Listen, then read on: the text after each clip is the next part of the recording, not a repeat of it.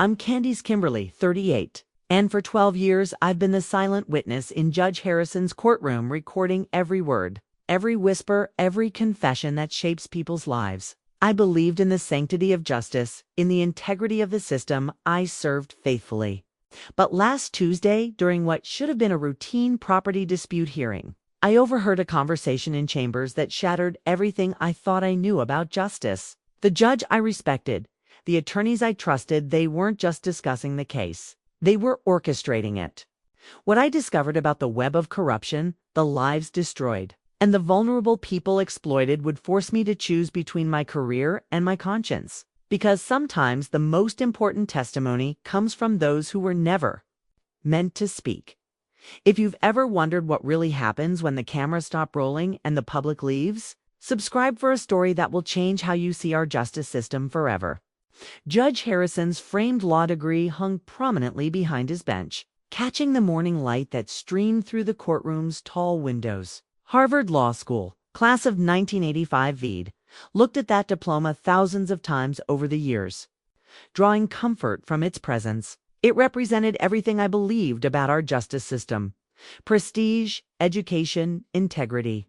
How naive I was. I remember my first day in this courtroom 12 years ago. Fresh out of court reporting school, my stenograph machine trembling slightly under my nervous fingers. Judge Harrison had been kind then, patient, as I adjusted to the rhythm of legal proceedings. He'd even complimented my accuracy after my first week, telling me I was a natural.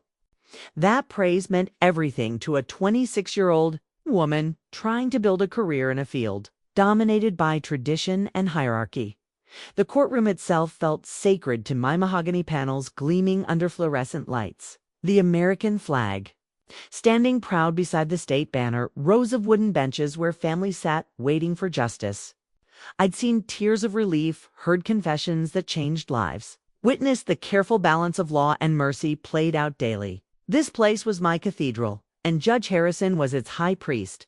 My routine had become second nature over the years. Arrive at 7:30 a.m., set up my equipment, review the day's docket. Judge Harrison's clerk, Mrs. Patterson, would brief me on any unusual cases or procedural matters. The bailiff, Officer Rodriguez, would share stories about his weekend while checking security protocols. We were a family of sorts, bound together by our shared commitment to justice. The attorneys came and went, some I'd known for years, others fresh from law school with their crisp suits and nervous energy. But there were regulars, like Marcus Thornfield, who handled many of the property disputes that came before our court. Mr. Thornfield was polished, expensive-looking, the kind of attorney who drove a BMW and wore watches that cost more than my monthly salary.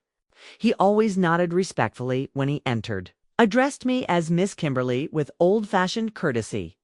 Then came the Meadowbrook estate case. On paper, it looked routine, a property dispute between the city's redevelopment authority and several elderly homeowners in the historic Meadowbrook neighborhood.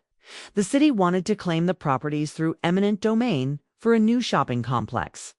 The homeowners, represented by a young public defender named Sarah Chen, were fighting to keep their family homes. I'd transcribed hundreds of similar cases.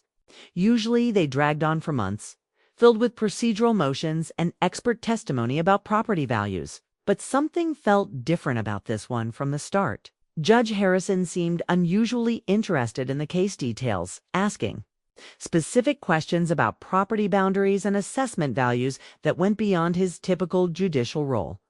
Marcus Thornfield represented the city's redevelopment authority, which made sense given his expertise in municipal law. But I noticed he spent an unusual amount of time in Judge Harrison's chambers before and after hearings. Not unheard of, but frequent enough to catch my attention. The elderly homeowners looked tired, worn down by months of legal proceedings. Mrs. Eleanor Martinez, 83 years old, had lived in her Meadowbrook home for 60 years. She sat in the gallery clutching a faded photo of her late husband, taken in front of their house when they'd first bought it in 1963. Mr. James Wright, retired postal worker, kept detailed notes in a composition notebook, his arthritic hands shaking. As he wrote, these weren't wealthy people fighting for profit, they were fighting for their memories, their history, their sense of home. Their attorney, Sarah Chen, was passionate but clearly outmatched. Fresh from law school, she was handling the case pro bono through the public defender's office. I watched her struggle with complex property law precedents while Thornfield effortlessly cited cases and statutes that seemed to anticipate her every argument. Something was wrong. The more I watched, the more certain I became that this case wasn't unfolding naturally. Judge Harrison's rulings seemed predetermined, his questions designed to support Thornfield's arguments rather than seek truth. Sarah Chen's objections were overruled with unusual frequency, her evidence dismissed on technicalities that seemed arbitrary. But I was just the court reporter. My job was to record, not to judge. I told myself I was imagining things, that my inexperience with complex property law was making me paranoid. Judge Harrison had been doing this for 25 years. Surely he knew what he was doing. Still, the unease grew stronger each day. The chamber's door, solid oak with brass fittings, had always represented the boundary between public justice and private deliberation. I'd walked past it thousands of times, respecting the sanctity of what lay beyond. Judges needed space to think, to research, to make the careful decisions that shaped people's lives. That door protected the integrity of the judicial process. Or so I believed. It was last Tuesday, around 4:30 p.m. The Meadowbrook Estate hearing had just concluded, and I was packing up my stenograph machine when I realized I'd left my purse in the small supply closet adjacent to Judge Harrison's chambers. The courthouse was nearly empty. Most staff had gone home, and the cleaning crew wouldn't arrive until evening. As I approached the closet, I heard voices through the chamber's door. It wasn't unusual for Judge Harrison to meet with attorneys after hours, but something in the tone made me pause. These weren't the formal, measured cadences of legal discussion. This was something else entirely. The Martinez property is the key piece, I heard Marcus Thornfield say, his voice carrying through the heavy door. Once we get that corner lot, the entire development becomes viable. The other properties will fall like dominoes. I froze, my hand on the closet doorknob. This wasn't a discussion about legal precedents or constitutional law. This was strategy, business strategy. Judge Harrison's voice was lower. It's harder to make out, but I caught fragments. Chen is more competent than we anticipated and need to accelerate the timeline. My heart started racing. I should have left. Immediately, should have respected their privacy. But something kept me frozen in place, straining to hear more. The assessment came back at $200,000 below market value, Thornfield continued. My contact at the assessor's office made sure of that. But Chun's starting to ask questions about the methodology. Handle it, Judge Harrison replied, his voice clearer now. We've come too far to let some idealistic public defender derail everything. The development consortium has already committed $15 million to the project. They're not going to accept delays. Development consortium. I felt the blood drain from my face. Judge Harrison was supposed to be neutral, impartial. He wasn't supposed to know about development consortiums or care about their financial commitments. About the old man, right? Thornfield asked. He's been asking his neighbors to attend the hearings, trying to organize some kind of community resistance. I'll issue a gag order, Judge Harrison said dismissively. Cite concerns about prejudicial publicity. That should keep them quiet until we can finalize the eminent domain ruling. The casual way he said, it as if silencing citizens was just another tool in his toolkit, made my stomach turn. I'd watched James write in court, seen how carefully he took notes, how desperately he wanted to understand the legal process that threatened his home. The idea of silencing him felt like a betrayal of everything our courtroom was supposed to represent. The Chen girl is filing another motion tomorrow, Thornfield said. Something about procedural irregularities in the city's initial filing. Denied. Judge Harrison replied without hesitation. I'll find a precedent to justify it. There's always a precedent if you look hard enough. I pressed my back against the wall, struggling to process what I was hearing. It wasn't deliberation, it was coordination. They were working together, manipulating the legal process to achieve a predetermined outcome. What about the reporter? Thornfield asked suddenly, and my blood went cold. She's been in that courtroom for every hearing. You think she suspects anything, Candis? Judge Harrison's voice carried a dismissive chuckle. She's been my reporter for 12 years. Reliable, professional, completely focused on her transcription. She wouldn't recognize judicial malfeasance if it bit her. Besides, court reporters are trained to be invisible, to observe without analyzing. It's what makes them perfect for what they do. The casual dismissal stung almost as much as the revelation of corruption. I'd prided myself on my professionalism, my discretion, my ability to remain neutral. But hearing myself described as essentially blind to everything except the mechanics of my job felt like a slap in the face. Still, Thornfield pressed. Maybe we should be more careful about when and where we discuss these matters. You're paranoid, Judge Harrison replied. After 25 years on the bench, I know how to handle these situations. Trust me, we're perfectly safe. No one suspects anything. And even if they did, who would they tell? My reputation is impeccable. The conversation continued, but I'd heard enough. More than enough. I carefully retrieved my purse from the closet, my hands shaking as I tried to move silently.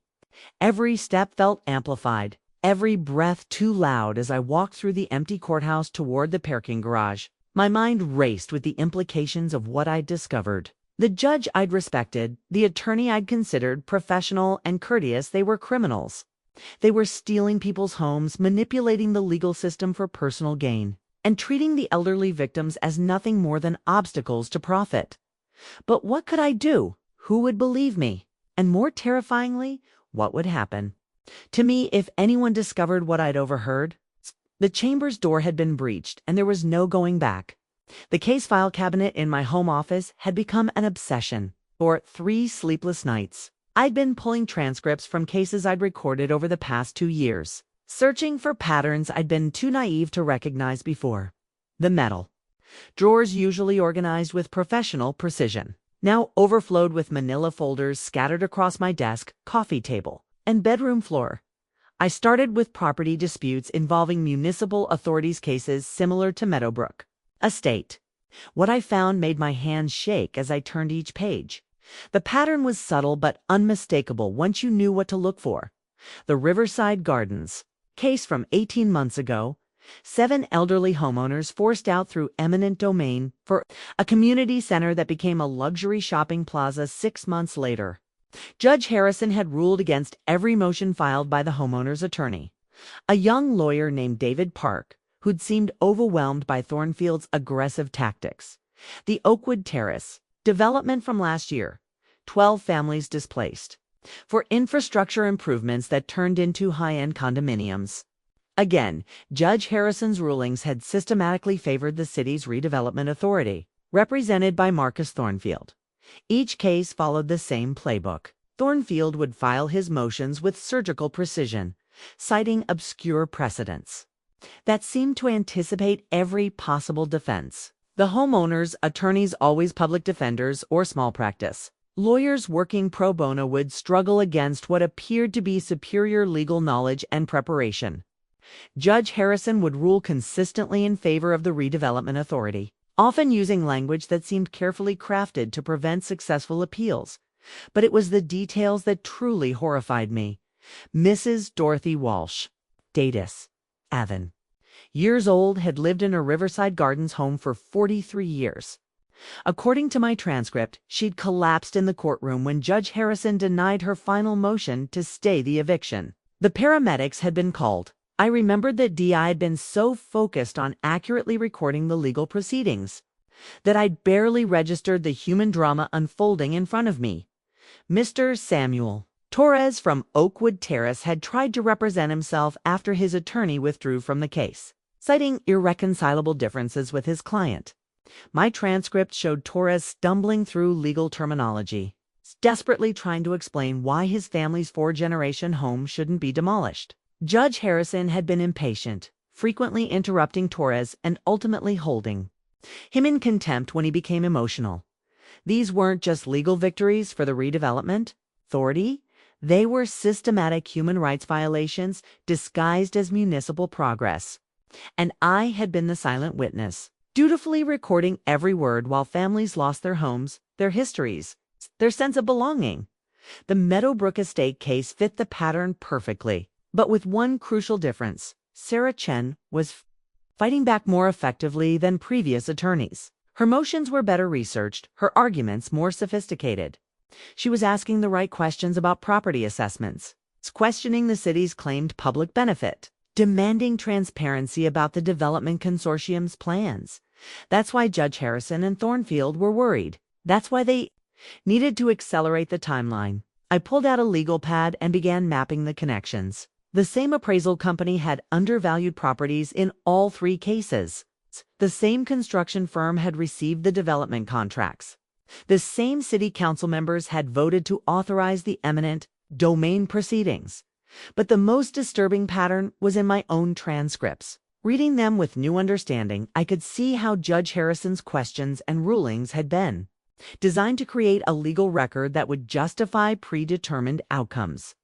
He wasn't weighing evidence, he was manufacturing justification for decisions he'd already made. The financial implications were staggering. Each development project was worth millions to the consortium, and Judge Harrison was receiving compensation for ensuring favorable rulings. We were talking about a multi-million-dollar corruption scheme that had been operating for years. My phone rang, startling me from my research. The caller ID showed my sister Jennifer's number. Candis, you sound terrible. Are you getting sick? I realized I hadn't spoken to anyone in 3 days, hadn't showered, had been surviving on coffee and crackers while obsessively reviewing case files. Just working on something I managed. Well, take care of yourself.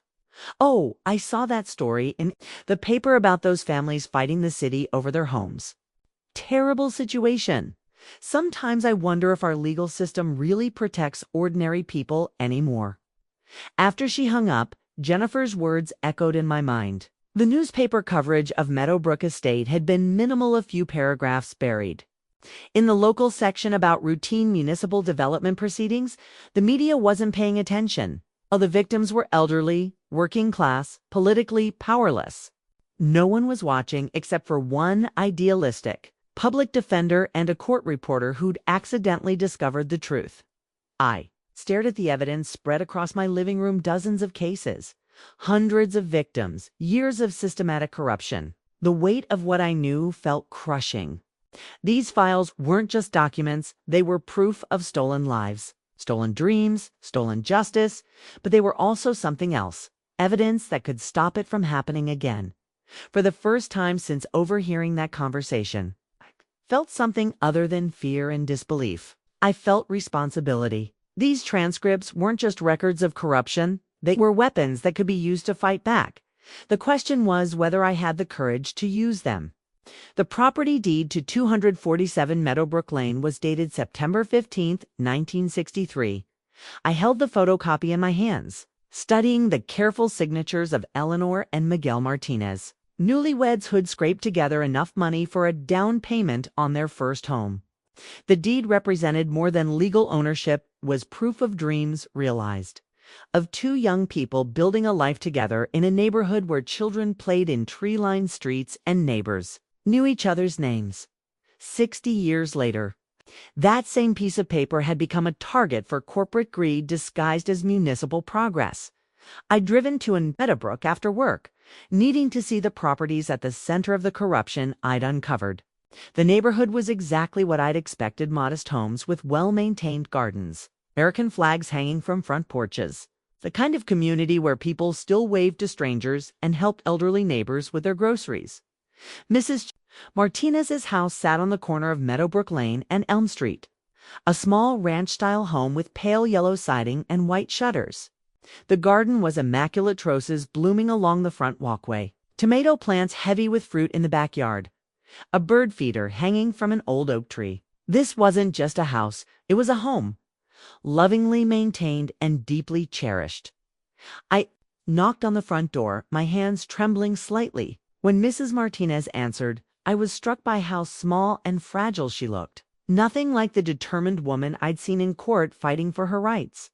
Mrs. Martinez, I'm Candis Kimberley. I'm the court reporter for your case. Her face lit up with recognition and hope. Oh, yes, Miss Kimberley, please, come in. Would you like some coffee? I just made a fresh pot. Her living room was filled with 60 years of memories, wedding photos, children's school pictures, grandchildren's artwork taped to the refrigerator. The furniture was worn but comfortable, every surface covered with family photographs and handmade doilies. This wasn't just a house worth $200,000 in some municipal assessment. This was a repository of an entire lifetime. I wanted to ask you about your property, I said carefully, accepting the cup of coffee she offered. How long have you lived here? Miguel and I bought this house when we were 23 years old, she said, settling into her favorite chair. With a soft sigh. He worked 2 jobs: construction during the day, janitor at the courthouse at night. I cleaned houses for wealthy families on the north side. We saved every penny for 3 years to afford the down payment. She pointed to a framed photograph on the mantelpiece showing a young couple standing proudly in front of the same yellow house, their arms around each other, their faces radiant with joy and accomplishment. Miguel passed 5 years ago, she continued, her voice growing soft. Cancer. But I still feel him here, you know? In the garden he planted, in the kitchen where we had coffee every morning for 55 years. This house is where I raised my children, where my grandchildren take their first steps, where I feel closest to my husband's memory. The emotional weight of her words hit me like a physical blow. This wasn't just about property law or municipal development. This was about destroying the foundation of someone's entire world. The city says you have to move, I said gently. Mrs. Martinez's expression hardened. They say it's for the public good, for progress. But I see the plans they don't think we understand. Shopping centers, chain restaurants, parking lots. How is destroying our neighborhood progress? She walked to a small desk in the corner and pulled out a manila folder thick with documents, legal notices, property assessments, correspondence with the city. Look at this, she said, showing me an official assessment form. They say my house is worth $180,000. But Mrs. Johnson, 3 blocks away, just sold her house for $340,000. And it's smaller than mine with no garden. How do they explain that? I studied the assessment, recognizing the appraiser's name from the other cases I'd researched. The undervaluation was so blatant, it was insulting. And this, she continued, pulling out another document. They say the development will create jobs and increase tax revenue. But the jobs will be minimum wage retail positions. The increased property taxes will force out every family that's made this neighborhood home for generations. Mrs. Martinez wasn't just a vulnerable elderly woman being victimized by the system. She was an intelligent, informed citizen who understood exactly what was being done to her and why. That made the corruption even more despicable. My neighbor, Mr. Wright, he's been researching the development company, she said. Did you know they're planning luxury condominiums starting at $800,000? They're not building affordable housing or community centers. They're erasing working-class families to make room for wealthy newcomers. James Wright lived 2 houses down, and when Mrs. Martinez called him over, I met a man whose quiet dignity masked deep anger and determination. His composition notebook was filled with meticulous research, property records, city council minutes, newspaper articles about similar developments in other neighborhoods. They think we're too old and too poor to fight back, he said, showing me his notes. They think we don't understand legal procedures or property law, but we understand justice, and this isn't it. Mr. Wright had discovered that the development consortium included 2 city council members and the mayor's brother-in-law. The public benefit justification for eminent domain was a facade. This was a private profit scheme, using government power to steal property from citizens who couldn't afford high-powered attorneys. What really hurts, Mrs. Martinez said as I prepared to leave, is feeling like our own government has abandoned us. We've paid taxes, voted in every election, followed every law, and now they're using those same laws to steal our homes. As I drove away from Meadowbrook, I carried with me more than just information about property values and legal procedures. I carried the weight of Mrs. Martinez's 60 years of memories, Mr. Wright's careful documentation of injustice, and the crushing realization that my silence was enabling the destruction of an entire community. The property deeds in these cases weren't just legal documents, they were symbols of the American dream being corrupted by greed and systematic abuse of power. And I was the only person in a position to stop it. The courthouse email server records became my digital archaeology project. As court reporter, I had administrative access to schedule hearings, coordinate with attorneys, and manage case documentation. What I hadn't realized until now was that this access also allowed me to review email, communications between court personnel and outside parties, including attorneys like Marcus Thornfield. It was Friday evening, the courthouse nearly empty except for the security guard making his rounds. I sat at my workstation, ostensibly catching up on transcript formatting, but actually diving deep into email archives I'd never thought to examine before. The search function was primitive, but systematic queries for Meadowbrook, Thornfield, and development yielded results that made my stomach clench with each revelation. Judge Harrison's email to Thornfield, dated 3 weeks before the first Meadowbrook hearing. Marcus received your advance briefing materials. Excellent work on the precedent research. This should proceed smoothly as planned. Drinks at the club Friday to celebrate early. Thornfield's response. Looking forward to it, Harrison. The consortium is pleased with our timeline. Phase 2 properties should be available for acquisition by Christmas. Phase 2 properties. They were already planning to expand beyond Meadowbrook, targeting additional neighborhoods for their corruption scheme. I dug deeper, searching for communications from the previous property cases. What I found was a digital paper trail of coordination spanning 2 years. Email threads discussing problematic attorneys, strategies for handling difficult homeowners, and coded references to financial arrangements. An email from Judge Harrison to someone named Patricia Lewinsky at the city assessor's office. Patricia need updated valuations for the Oakwood Terrace properties. Remember, we discussed the importance of realistic market assessments that reflect current economic conditions. Her response, of course, Judge, I'll make sure the assessments align with municipal development goals. The euphemistic language was clearly designed to provide plausible deniability, but the meaning was unmistakable. Judge Harrison was directly coordinating with the assessor's office to manipulate property values. More disturbing were the financial references. An email from Thornfield to Judge Harrison. Your consultation fee for the Riverside Gardens matter has been deposited, as discussed. Future arrangements will be handled through the Legal Education Foundation to maintain appropriate documentation. Legal Education Foundation. I searched the court's financial records and found regular payments from something called the Metropolitan Legal Education Foundation, substantial amounts deposited into Judge Harrison's personal account every few months, always shortly after major property development rulings. The foundation was a shell organization. Further digging revealed it was funded entirely by the same development consortium that was benefiting from the eminent domain cases. Judge Harrison wasn't just ruling in their favor, he was being paid for it. My hands were shaking as I printed the most incriminating emails, feeding page after page into the printer while constantly glancing toward the corridor to make sure I was still alone. Each document felt like evidence in a criminal case, which I was beginning to realize it actually was. The email that made me gasp out loud was from Thornfield to someone identified only as RC with the subject line Problem Management.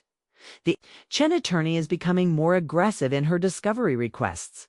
She's asking for assessor methodology and requesting to depose our property evaluator. Harrison thinks we may need to consider alternative approaches if legal obstacles become insurmountable.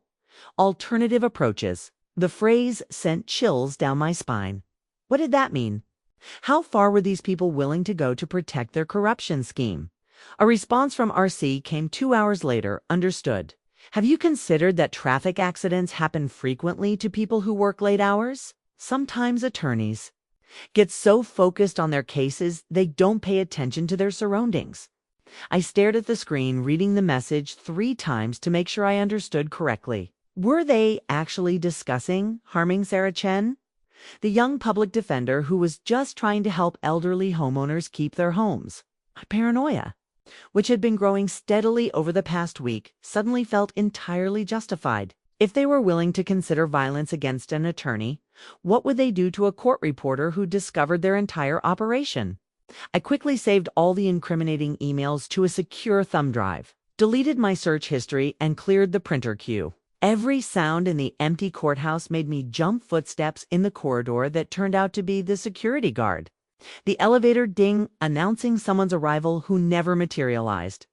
The building's HVAC system cycling on with a mechanical wheeze. As I prepared to leave, I realized I needed to be much more careful about my investigation. These people had millions of dollars at stake and were apparently willing to use violence. To protect their interests, Kai was no longer just uncovering corruption. I was potentially putting myself in physical danger. But Tai was also uncovering evidence that could bring down the entire network and save not just the Meadowbrook families, but future victims of their scheme. The email server records were a goldmine of criminal evidence, documenting conspiracy, bribery, and possibly even threats of violence.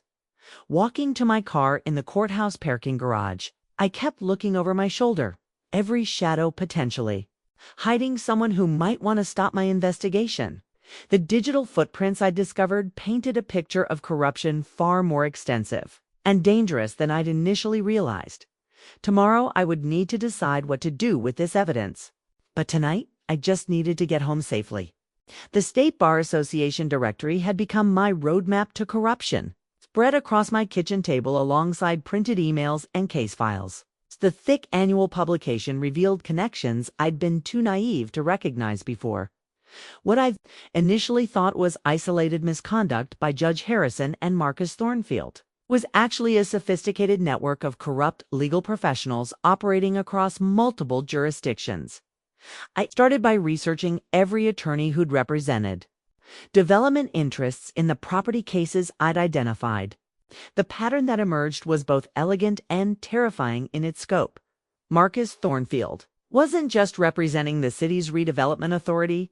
He was part of a law firm called Thornfield, Brennan and Associates that specialized in municipal development law. Their client list read like a who's who of property development companies, all of whom seemed to win their eminent domain cases with remarkable consistency. But it was the Associates part that made my blood run cold. Patricia Brennan was listed as a partner in the firm, and according to the bar directory, she was also the sister of Judge Margaret Brennan, who presided over property disputes in the adjacent county. A quick search of court records showed that Judge Brennan had ruled in favor of Thornfield's clients in 17 consecutive eminent domain cases over the past 3 years. The web grew more complex with each connection I traced. Robert Carlyle, the RC from the threatening emails, was identified as a private investigator who'd worked extensively with Thornfield's firm. His business license showed specializations in asset investigation and civil litigation support. But reading between the lines of his background, he seemed more like an enforcer than an investigator. Judge Harrison's connections extended far. Beyond Marcus Thornfield, I discovered he was a founding member of the Metropolitan Judicial Excellence Committee, a professional organization that included 5 other judges from surrounding counties. Cross-referencing their cases with property development outcomes showed the same suspicious, pattern-consistent rulings favoring development interests, often involving the same consortium of investors. The financial arrangements were more sophisticated than simple bribery. The Metropolitan Legal Education Foundation that had been paying Judge Harrison was connected to a network of similar organizations: the Regional Courthouse Modernization Fund, the Municipal Law Enhancement Society, the Property Rights Legal Institute. All of them were funded by the same development companies that benefited from favorable court rulings, and all of them made regular payments to judges and court personnel for educational consultations and legal research. It was money laundering disguised as professional development, creating a legal veneer for what was essentially systematic judicial corruption. The scope of the operation became clearer when I mapped out the timeline of development projects across the region.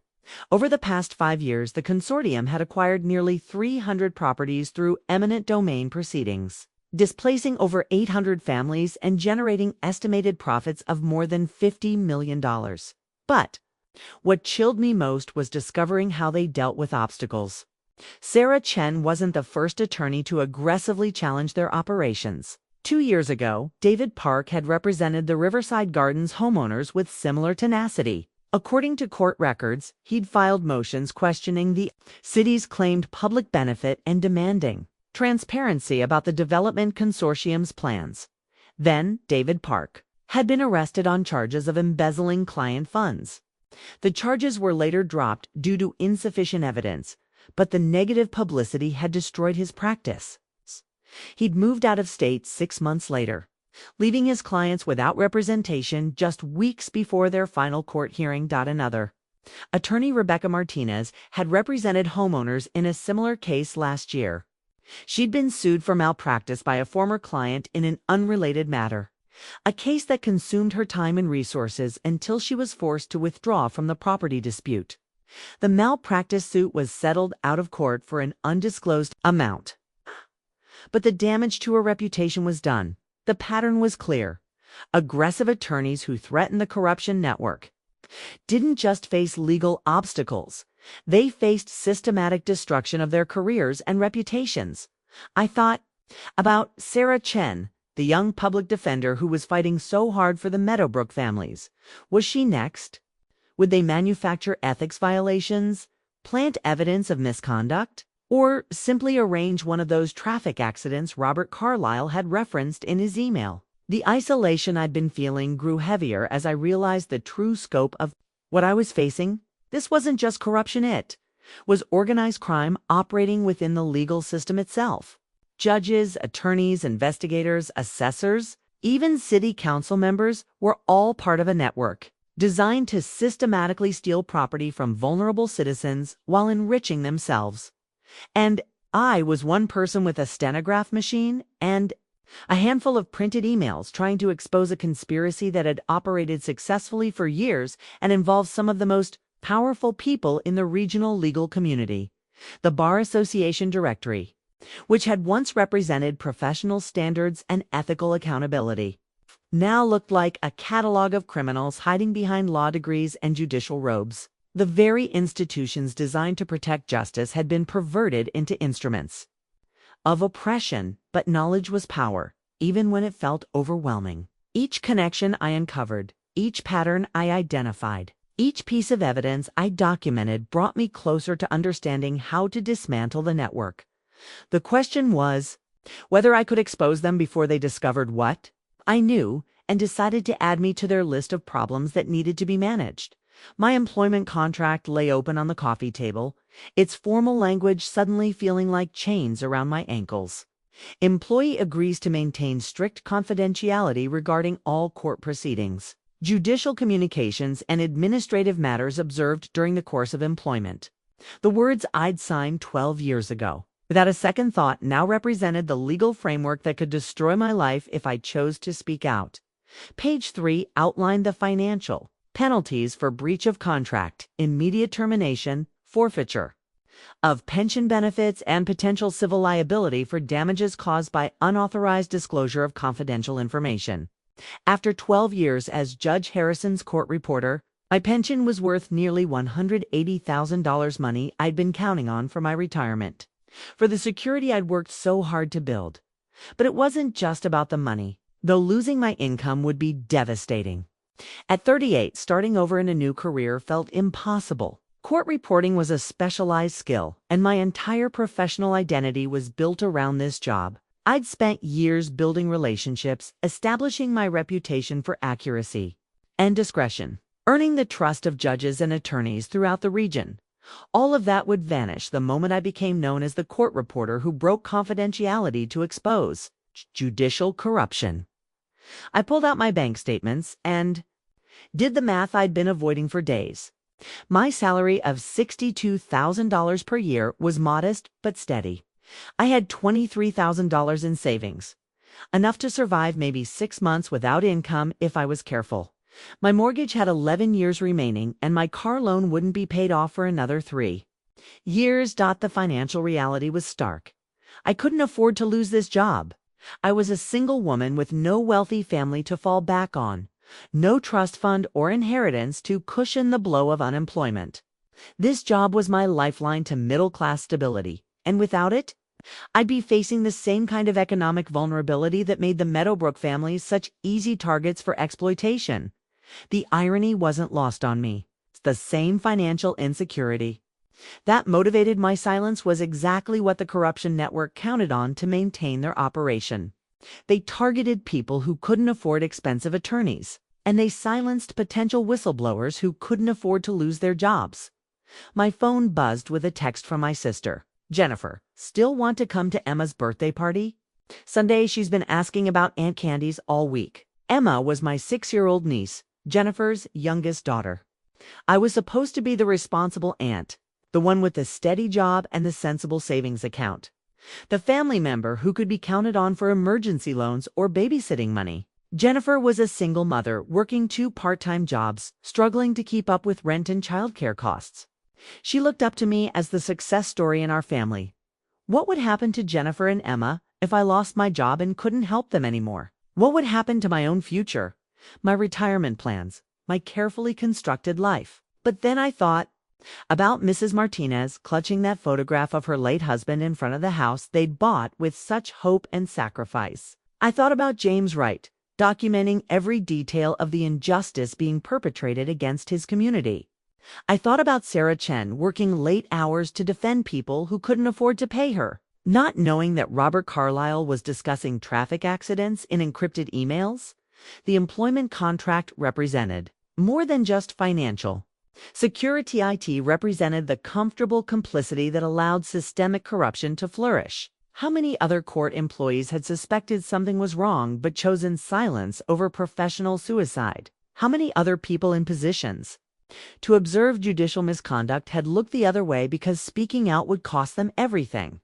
I was trapped between 2 kinds of destruction: the slow-burning guilt of enabling injustice through my silence, or the immediate devastation of losing everything I'd worked to build. My laptop was open to a job search website, showing court reporter positions in other states, most required experience with different software systems, knowledge of local legal procedures, letters of recommendation from current supervisors. Starting over would mean entry-level wages, no pension benefits, no professional relationships, no reputation for excellence. It would mean admitting that 12 years of my career had been built on a foundation of corruption I'd been too naive or too willfully blind to recognize. But it would also mean being able to look at myself in the mirror without shame. It would mean that Emma could grow up in a world where at least one person had chosen justice over comfort, truth over security. The employment contract wasn't just a legal document, was a test of character, a choice between the person I'd been and the person I needed to become as I sat in my quiet apartment, surrounded by evidence of systematic corruption and considering the destruction of my comfortable life. I realized that some decisions can't be made based on financial calculations or risk assessments. Some decisions have to be made based on who you want to be, when the comfortable lies are stripped away and only truth remains. The victim impact statement sat on my desk like an accusation. Mrs. Dorothy Walsh had submitted it as part of the court record after losing her Riverside Gardens home 18 months ago, and I'd transcribed every word with professional detachment, treating it as just another legal document to be filed away. Reading it now, with full knowledge of the corruption that had destroyed her life, felt like a knife in my chest. Your Honor, I am 87 years old, and the house at 412 Riverside Gardens has been my home for 43 years. It is where I brought my 3 children home from the hospital, where I nursed my husband through his final illness, where my grandchildren learned to ride bicycles and climb the old maple tree in the backyard. I remembered Mrs. Walsh, a tiny woman with silver hair and trembling hands, who had spoken so softly during the hearing that Judge Harrison had repeatedly asked her to speak up. She'd worn her best dress to court, a navy blue outfit with small white flowers that looked like it had been saved for church and special occasions.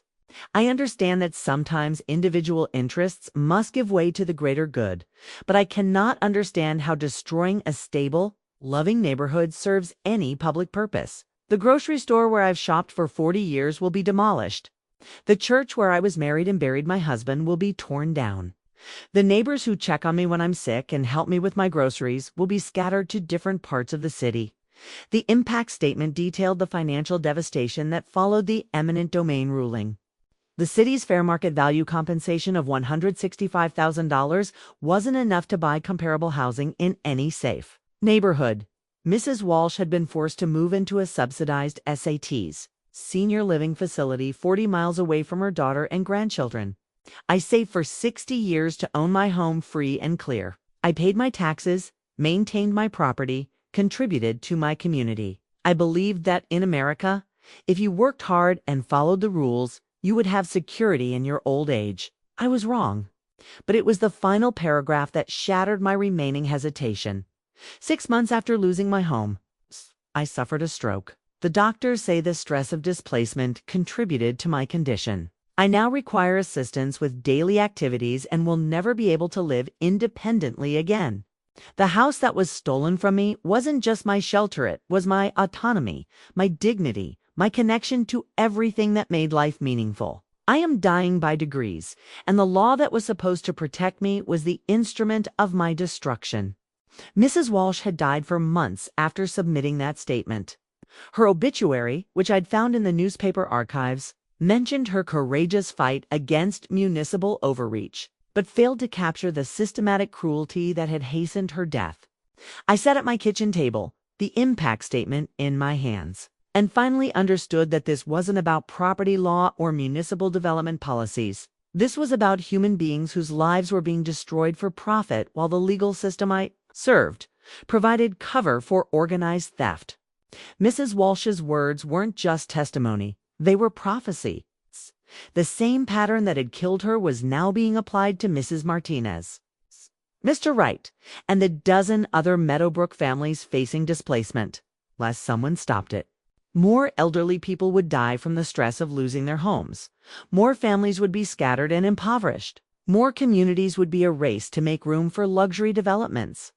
I thought about Sarah Chen, working late in her cramped public defender's office, unaware that Robert Carlyle was discussing traffic accidents as a solution to her aggressive advocacy. She was fighting the same battle Mrs. Walsh had lost, facing the same corrupt network that had the power to destroy careers, manipulate evidence, and potentially cause physical harm to anyone who threatened their operation.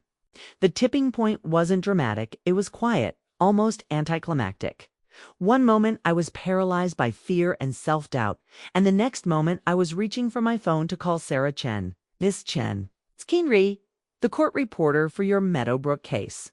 I need to meet with you tonight. It's about Judge Harrison and Marcus Thornfield, and it's urgent. Her voice was tired but alert.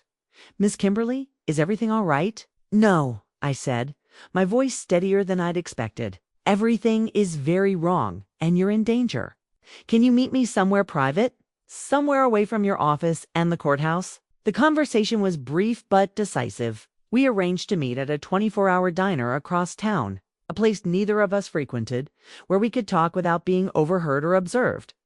As I gathered the evidence, I'd compiled printed emails, case file summaries, financial records, victim statements. I felt something I hadn't experienced in weeks. Clarity. The fog of confusion and moral paralysis had lifted, replaced by a sharp sense of purpose. Mrs. Walsh's impact statement had shown me the true cost of my silence. Every day I delayed action was another day that Mrs. Martinez lived in fear of losing her home. Another day that Sarah Chen worked unknowingly in the crosshairs of people willing to use violence to protect their corruption. The choice between career security and moral obligation was no longer theoretical. It was immediate and concrete. Save my job or save lives. Dorothy Walsh had died believing that the system had failed her, that her lifetime of hard work and civic responsibility meant nothing to the people in power. But she was wrong about one thing: her words hadn't been ignored. They had reached the one person in a position to ensure that her death would not be meaningless. Her impact statement wasn't just a record of injustice. It was a call to action that I was finally ready to answer. The hidden recording device was smaller than I'd expected, barely the size of a USB drive, with enough memory to capture 40 hours of audio in crystal clear quality. Sarah Chen had provided it after our meeting at the diner, along with detailed instructions on how to activate it discreetly and position it for optimal sound capture. "You're sure about this?" she'd asked for the third time as we sat in her car outside the electronics store, where she'd purchased the device with cash. "Once you start recording, there's no going back. If they discover what you're doing, they're planning to hurt you." I'd interrupted. "Maybe kill you. I can't sit back and let that happen." The past week had been a masterclass in covert investigation. Sarah had connections through the public defender's office, investigators, prosecutors, even federal agents who specialized in corruption cases. But before any of them would take us seriously, we needed irrefutable evidence of criminal activity. My stenograph machine had become a prop in an elaborate performance. Each morning, I set it up with the same professional routine I'd maintained for 12 years. But now I was also positioning the recording device to capture conversations in Judge Harrison's chambers. The tiny microphone, disguised as a pen in my equipment case, was sensitive enough to pick up voices through the chamber's door when positioned correctly. The technical challenges were more complex than I'd anticipated. Modern courthouse security included electronic sweeps for recording devices, but the unit Sarah had obtained was designed to avoid detection. Its signal was too weak to trigger standard monitoring equipment, and its appearance was indistinguishable from normal office supplies. The emotional challenges were even more difficult. Every interaction with Judge Harrison felt like a betrayal, even though I knew he was the one who'd betrayed everything our courtroom was supposed to represent. When he complimented my work on a complex transcript, when he asked about my weekend plans with apparent genuine interest, when he showed me photographs of his new grandson, I had to fight the urge to confess everything. The first breakthrough came on Wednesday morning. Judge Harrison was meeting with Marcus Thornfield and a man I didn't recognize, well-dressed, expensive suit, the bearing of someone accustomed to power and wealth. Recording device captured their conversation with remarkable clarity. Timeline has moved up, the stranger was saying. The development consortium is under pressure from their investors. They need the Meadowbrook properties transferred by the end of next month. That's ambitious, Judge Harrison replied. The Chen attorney is still filing motions, and she's been more thorough than we anticipated. Then handle her, the stranger said coldly. We've discussed options with Carlyle. Sometimes problems solve themselves if the right pressure is applied. I don't want anyone getting hurt, Judge Harrison said, but his tone was more concerned about liability than morality. Bad publicity could derail everything, then rule against her motions and expedite the final judgment. Thornfield interjected. If she has no legal recourse, she can't continue causing problems. The recording captured 20 minutes of detailed planning how to manipulate court schedules, precedents to cite to justify predetermined rulings, even discussion of how to handle media attention if the families organized protests. But the most damning evidence came at the end of the conversation, when the stranger handed Judge Harrison an envelope. Your consulting fee for the accelerated timeline, he said. Same arrangement as before, deposited through the Education Foundation, properly documented for tax purposes. Appreciated, Judge Harrison replied. My grandson's college fund can use the contribution. It's the casual way they discussed bribery as if it were a routine business transaction was exactly the kind of evidence federal prosecutors needed to build a criminal case. Over the following days, I systematically documented every aspect of the corruption network. The recording device captured conversations between Judge Harrison and court clerks about manipulating hearing schedules, between Thornfield and other attorneys about coordinating strategy, between various officials about managing problematic citizens who asked too many questions. I also used my administrative access to photograph financial records, copy email exchanges, and document the pattern of suspicious rulings across multiple cases. Each piece of evidence was carefully cataloged and stored in multiple secure locations, cloud storage accounts opened under false names, physical copies hidden in my apartment and at my sister's house, encrypted files on secure thumb drives. The paranoia was exhausting. Every car that followed me for more than 2 blocks might be surveillance. Every phone call might be monitored. Every colleague who asked about my mood or my recent activities might be probing for information. I varied my routes to and from work, paid for everything with cash, avoided using my credit cards or cell phone for anything that might reveal my investigation. Sarah had taught me basic counter-surveillance techniques, how to identify if I was being followed, how to communicate through encrypted apps, how to arrange meetings without leaving digital footprints. The close calls were terrifying. On Friday afternoon, Judge Harrison asked me to stay late to finish transcripts for Monday morning hearings. As I worked alone in the courthouse, I heard footsteps in the corridor that stopped outside my office door. The handle turned slowly, but whoever was there seemed to think better of entering and walked away. Later, I discovered that my desk had been searched, not obviously, but small items were in slightly different positions, and my computer showed signs of someone attempting to access my files. But the most frightening moment came when I arrived at work Monday morning to find Robert Carlyle waiting in the corridor outside Judge Harrison's chambers. He was a large man with cold eyes and the kind of stillness that suggested barely controlled violence. "Miss Kimberley," he said with false courtesy, "Judge Harrison mentioned that you've been working late recently. I hope you're not overworking yourself. Stress can be dangerous, especially for someone in such a sensitive position." The threat was subtle, but unmistakable. They knew I was investigating, even if they weren't sure exactly what I'd discovered. The recording device felt like a bomb in my equipment case as Carlyle studied my face for signs of guilt or fear. "Just trying to stay current with my transcripts," I managed to say. "Judge Harrison expects excellence." "Indeed he does," Carlyle replied. "I'm sure you understand the importance of maintaining appropriate professional boundaries. Sometimes curiosity can lead people into situations they're not equipped to handle." After he left, my hands shook so badly I could barely operate my stenograph machine. But I also felt a surge of determination. Their threats proved that my investigation was working, that I was getting close to evidence that could bring them down.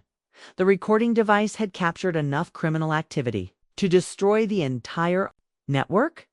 But I needed one more piece of evidence, something so damning that even their political connections couldn't protect them. That final piece would require taking the biggest risk yet. The FBI business card felt like a lifeline in my trembling hands. Agent Patricia Morgan, Public Corruption Unit, with a phone number that could connect me to people who had the power to stop Judge Harrison's network and protect witnesses like me from retaliation.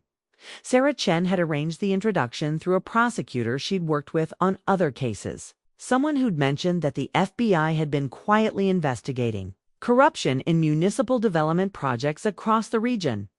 But approaching federal law enforcement felt like crossing a line from which there would be no return. "You need to understand what you're asking for," Sarah said as we sat in her car outside the federal building downtown. "Once you make this call, you become a federal witness in a criminal investigation. Your life changes permanently." I thought about Mrs. Dorothy Walsh's impact statement, about the veiled threats from Robert Carlyle, about the casual way Judge Harrison had discussed bribes and intimidation. My life had already changed. Dodd just hadn't admitted it yet. Agent Morgan answered on the second ring, her voice professional but warm. "Agent Morgan, Public Corruption Unit." "Agent Morgan, my name is Candis Kimberley. I'm a court reporter and I have evidence of systematic judicial corruption involving federal crimes. I need to speak with someone immediately." The pause on the other end lasted only a few seconds, but it felt like an eternity. "Miss Kimberley, can you be more specific about the nature of this evidence? Bribery, conspiracy, wire fraud, and possibly conspiracy to commit violence against a public defender.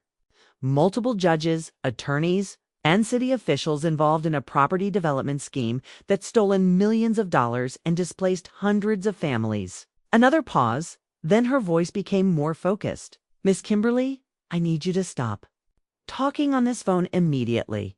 Can you meet me today? And do you have legal representation?" 2 hours later, I sat in a windowless conference room in the federal building, flanked by Sarah Chen and surrounded by more law enforcement personnel than I'd ever seen in one place. Agent Morgan had brought 2 other FBI agents, an assistant U.S. attorney, and a specialist in witness protection protocols. The initial skepticism was palpable. Federal agents dealt with a lot of cranks and conspiracy theorists who claimed to have evidence of vast corruption networks. But as I methodically presented my evidence, the recorded conversations, the email exchanges, the financial records, the pattern of suspicious rulings or attitudes shifted from professional courtesy to intense interest. "This is remarkable," said Assistant U.S. Attorney David Chen, no relation to Sarah. "How long has this been going on?" "Based on the cases I've documented, at least 3 years, possibly longer. But I think it's much more extensive than what I've been able to uncover." They mentioned Phase 2 properties, which suggests they're planning to expand into additional neighborhoods. Agent Morgan studied the photographs I'd taken of the financial records. The Metropolitan Legal Education Foundation, we've been tracking money flows through that organization for months. Your evidence connects it directly to specific judicial decisions. The validation felt overwhelming. For weeks, I'd been questioning my sanity, wondering if I was overreacting to normal legal proceedings or misinterpreting coincidental patterns. Having federal investigators confirm that my evidence documented serious federal crimes was both relieving and terrifying. Our timeline, asked Agent Richardson, the senior FBI investigator. How quickly do we need to move to prevent additional harm? They're planning to accelerate the Meadowbrook case, I explained. Final judgment within the next month, and they've discussed using violence against Miss Chen if she continues to file motions. The room fell silent as the implications sank in. This wasn't just a white-collar corruption case, was an active threat to Sarah's safety. Miss Kimberley, Agent Morgan said carefully, are you prepared to continue recording conversations and gathering evidence as a confidential informant? It would be dangerous, but it could provide the additional evidence we need for a comprehensive prosecution. The question I'd been dreading had finally been asked directly. Becoming a confidential informant meant living a double life for weeks or months, pretending to be loyal to Judge Harrison while secretly working to destroy him. It meant constant danger of discovery and retaliation. But it also meant the difference between prosecuting a few individuals and dismantling an entire corruption network. What kind of protection can you provide? Sarah asked on my behalf. We can monitor her safety, provide secure communication channels, and prepare contingency plans if her cover is blown, Agent Richardson replied. But we can't provide protection without compromising the investigation. She would be at risk. The business card sat on the conference table between us, surrounded by evidence of crimes that had destroyed lives and perverted justice.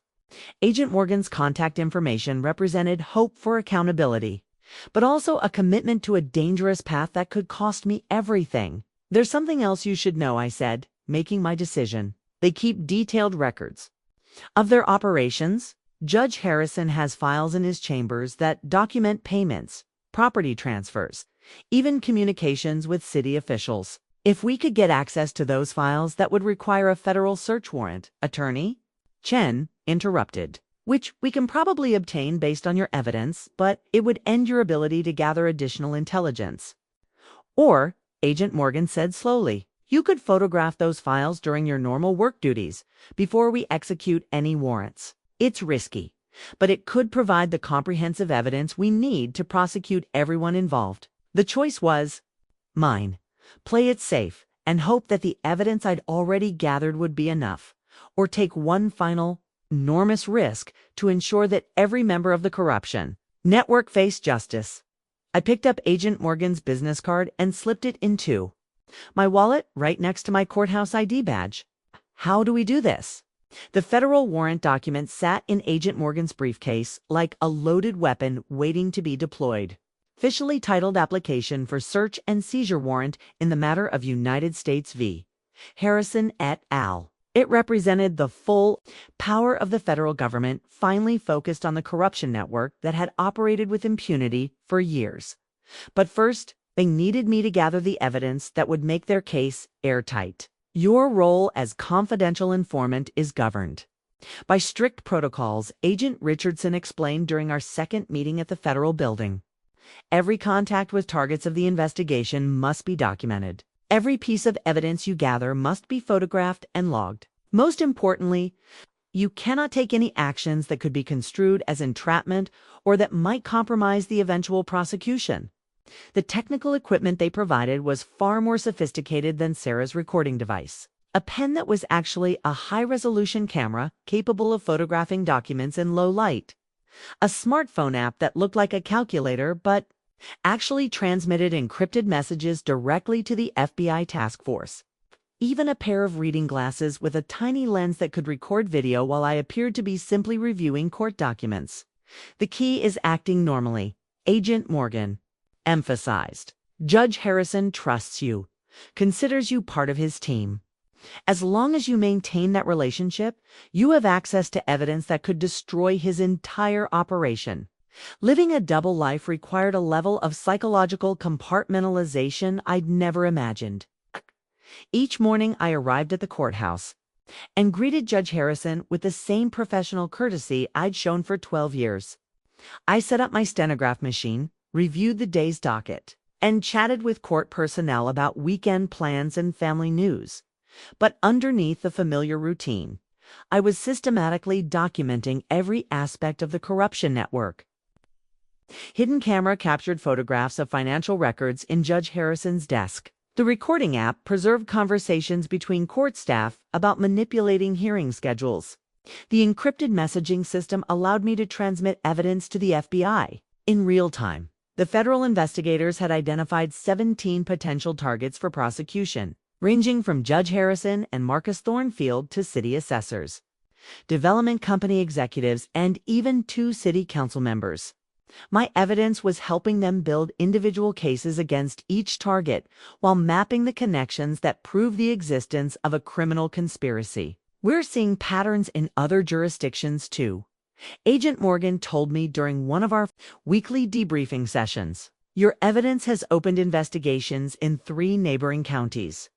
This corruption network is larger than we initially suspected." The scope of the investigation was both encouraging and terrifying. Encouraging because it meant that hundreds of victims might finally see justice. Terrifying because it meant I was helping to expose a criminal organization with the resources and connections to retaliate against witnesses. The close calls were becoming more frequent. Robert Carlyle seemed to appear in the courthouse more often, always with some excuse to walk past my workstation or linger in the corridor outside Judge Harrison's chambers. Judge Harrison himself was asking more personal questions about my social life, my family, my financial situation, probing conversations that felt like intelligence gathering. "They're definitely suspicious," I reported to Agent Richardson, "but I don't think they know exactly what I'm doing." "That's what we expected," he replied. "Corruption networks survive by being paranoid about potential threats. Your behavior. Change has probably been subtle enough to avoid triggering immediate action, but we need to move quickly before they decide you're too much of a risk." The psychological toll was exhausting. Every conversation felt like a performance. Every smile I gave Judge Harrison felt like a betrayal of the victims whose lives he'd destroyed. Every moment of normalcy was shadowed by the knowledge that discovery could mean violence or worse. But the evidence I was gathering was building toward something unprecedented, a comprehensive federal prosecution that could dismantle an entire corruption network and provide justice for hundreds of victims. The breakthrough came during a late afternoon meeting in Judge Harrison's chambers that I was asked to attend to clarify details from a complex transcript. Using the hidden camera in my pen, I photographed bank statements showing payments from the development consortium, correspondence with other judges coordinating similar schemes, and even a ledger documenting bribes paid to various officials over a 3-year period. "This is it," Agent Morgan said when I transmitted the photographs that evening. "With this evidence, we can prove the scope of the conspiracy and identify every participant in the network." The federal warrant would be executed within the week. Coordinated raids on Judge Harrison's chambers, Thornfield's law office, the development consortium's headquarters, and a dozen other locations would occur simultaneously to prevent destruction of evidence. "Once we execute these warrants, your cover is blown," Agent Richardson warned me. "Judge Harrison will know you were the source of our investigation. We'll need to implement witness protection protocols immediately." I thought about the life I was about to lose: my career, my routine, my sense of safety and anonymity. But I also thought about Mrs. Dorothy Walsh's impact statement, about the Meadowbrook families still fighting to keep their homes, about Sarah Chen working unknowingly under threat of violence. The federal warrant represented more than just law. Enforcement action. It represented accountability for crimes that had been hidden behind judicial robes and legal procedures. It represented justice for victims who'd been dismissed as obstacles to progress. It represented the possibility that the legal system could still serve its intended purpose, protecting the vulnerable from the powerful. I'm ready, I told Agent Morgan. Let's bring them down. The resignation letter draft sat on my laptop screen, cursor blinking after the final sentence. Due to personal circumstances, I must resign my position as court reporter effective immediately. Thank you for 12 years of professional growth and meaningful work. It was my escape plan if the investigation was discovered a way to leave, before they could silence me permanently. But escape felt increasingly unlikely as the walls closed in around. My double life, Judge Harrison's behavior, had shifted noticeably over the past week. The warm collegiality that had characterized our working relationship for 12 years had been replaced by careful observation and pointed questions. He studied my face when he spoke about confidentiality agreements. He asked about my weekend activities with the intensity of a cross-examination. He lingered near my workstation, watching me handle documents and operate my equipment. "Candis, you seem stressed lately," he said during Monday morning's case review. "Everything all right at home? Family problems? Financial difficulties?" The questions felt like probes designed to identify potential vulnerabilities or motivations for betrayal. I'd practiced my responses with the FBI, maintaining the cover story that stress was related to my sister's childcare problems and my own concerns about retirement planning. "Just the usual middle-age worries," I replied, forcing a smile. "Nothing that interferes with my work." "Of course," he said, but his eyes remained cold and analytical.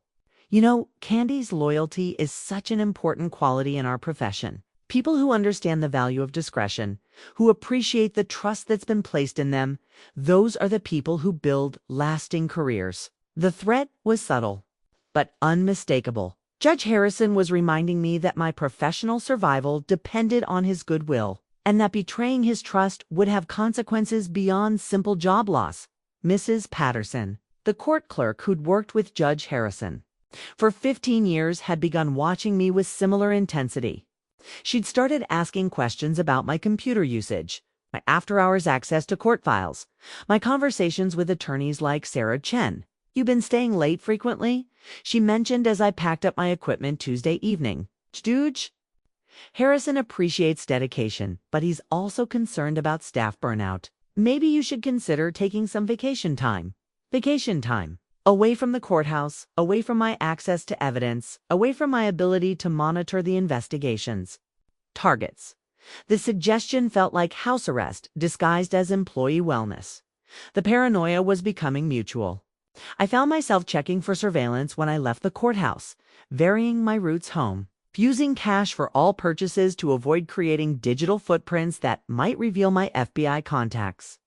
Every phone call might be monitored. Every email might be screened. Every conversation might be reported back to Judge Harrison. The close calls were escalating in frequency and intensity. On Wednesday, I arrived at work to find my computer password had been changed overnight.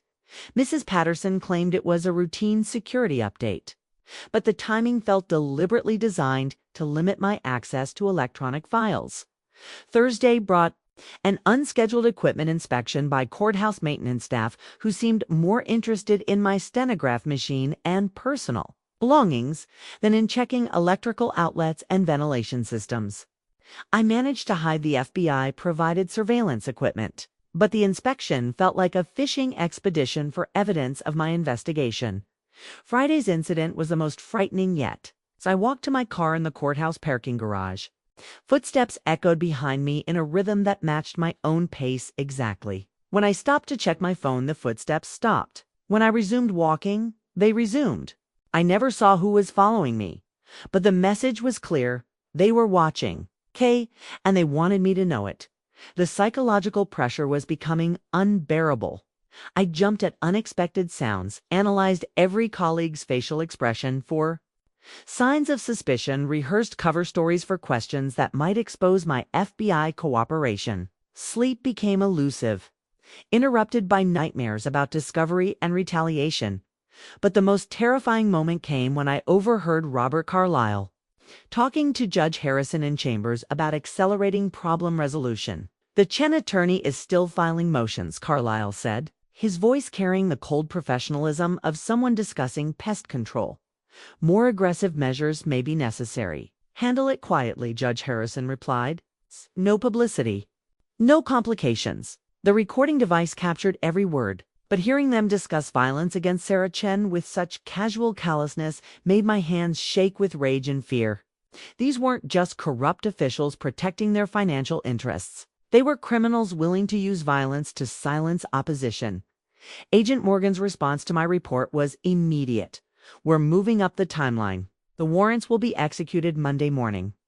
Can you maintain your cover for 3 more days? 3 more days of pretending loyalty to people who are planning to hurt my friend. 3 more days of smiling at Judge Harrison while documenting his crimes.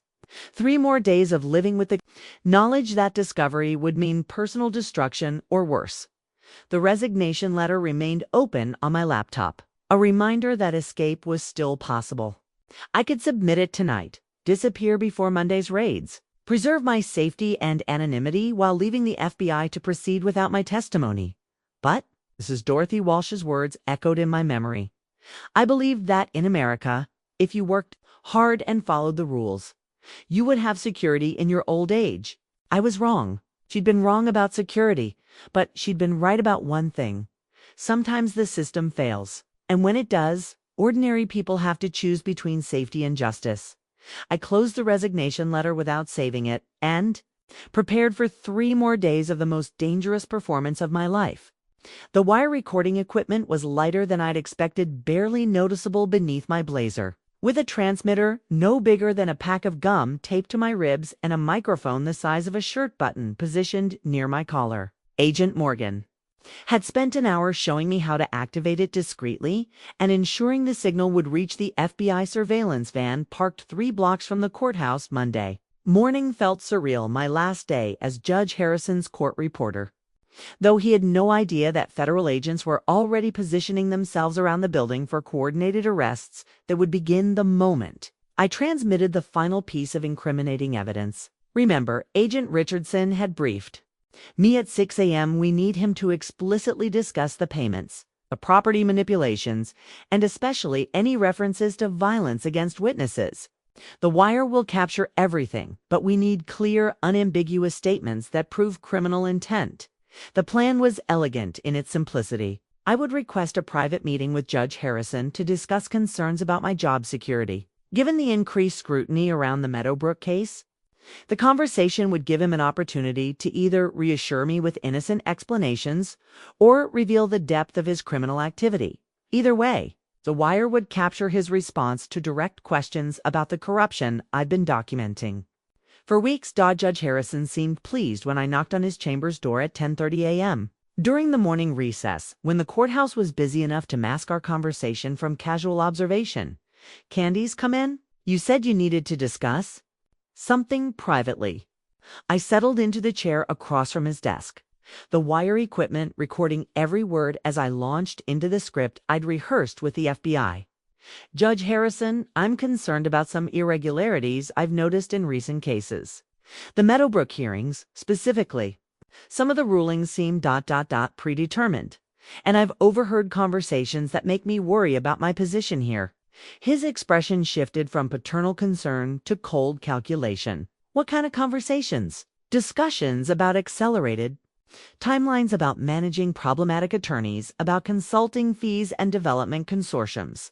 I don't understand what's happening, but I'm worried about being implicated in something inappropriate." The silence stretched for nearly 30 seconds as Judge Harrison studied my face, weighing his options. The wire captured every breath, every small sound, building toward the moment that would either expose his guilt or force me to retreat. "Candis," he finally said, his voice taking on the measured tone he used for serious legal discussions. "You've been an exemplary employee for 12 years. Loyal, discreet, professional. I've always appreciated those qualities."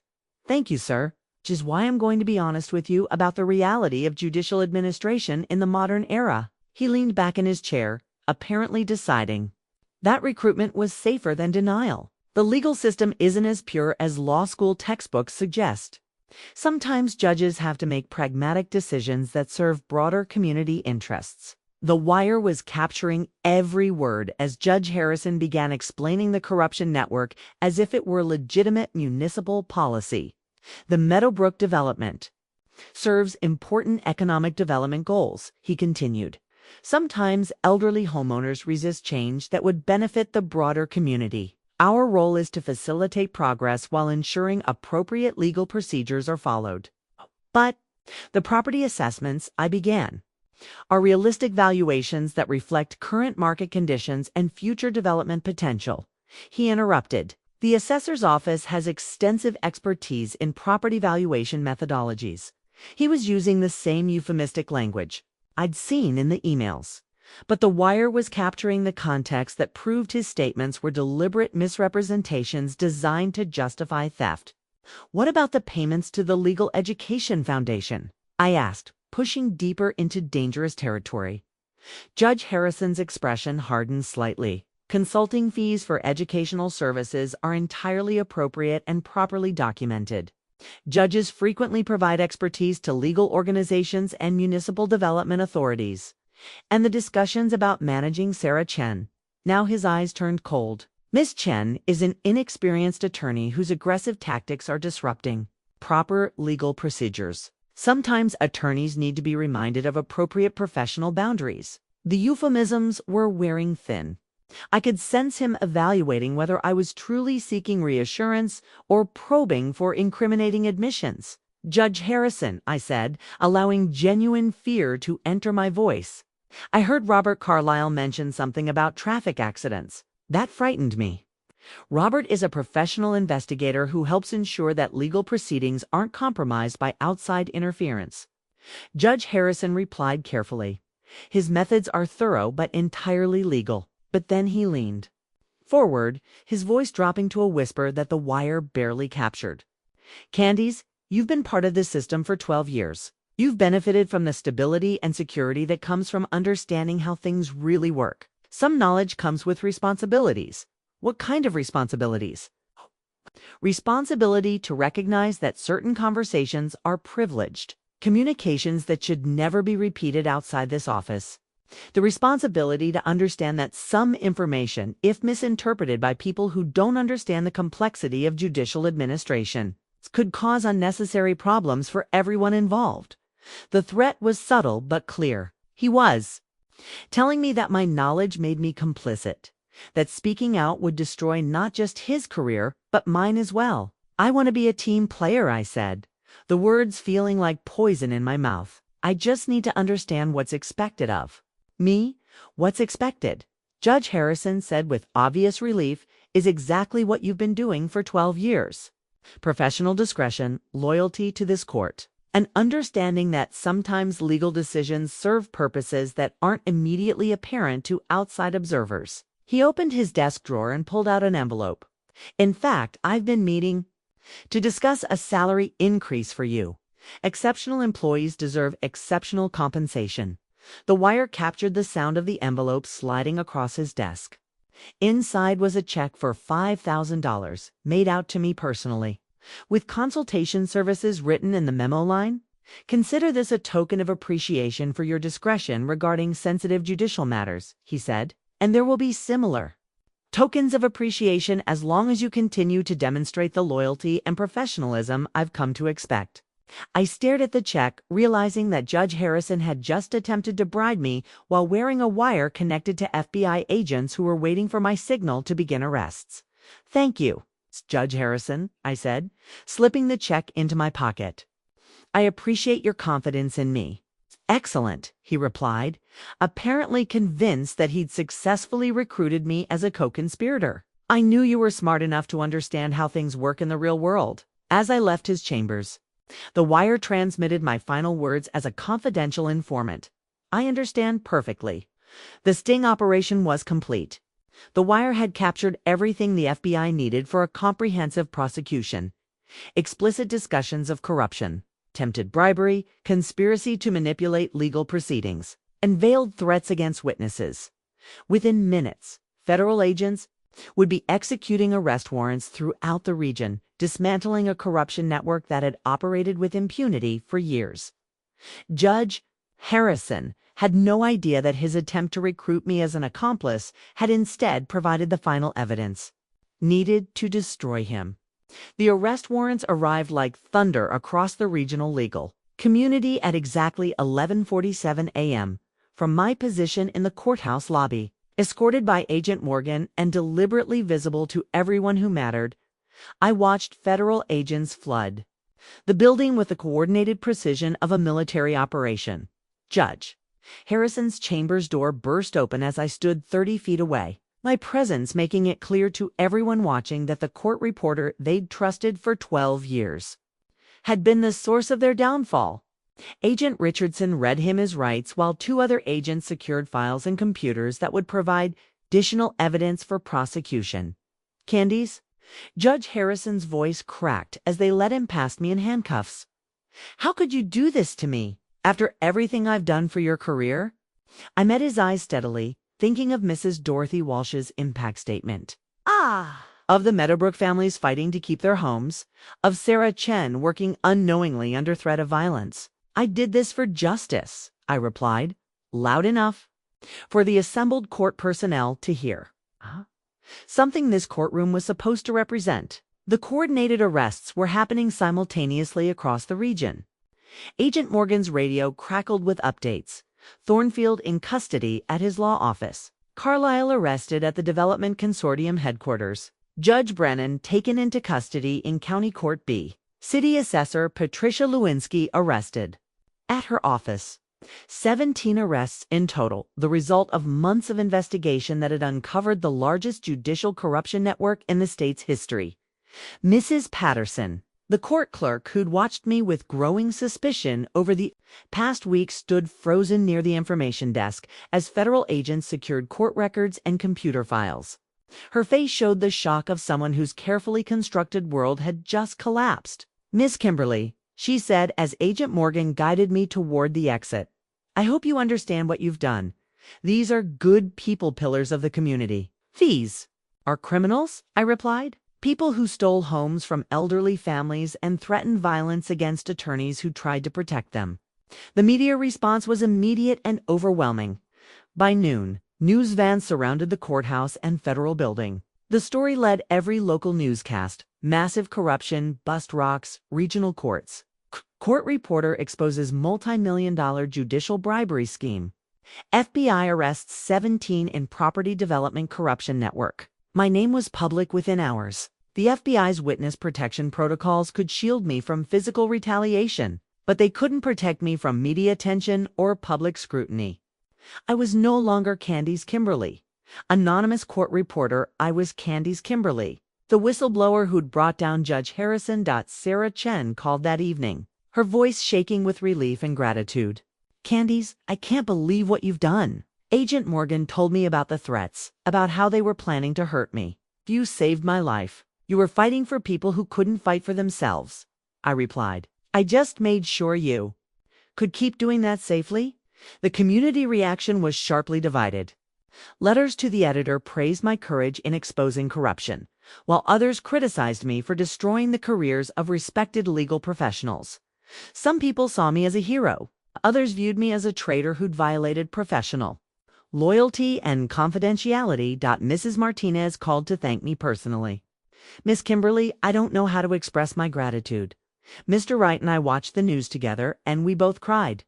Someone finally listened to us." But not everyone was supportive. Anonymous phone calls to my apartment included threats and accusations.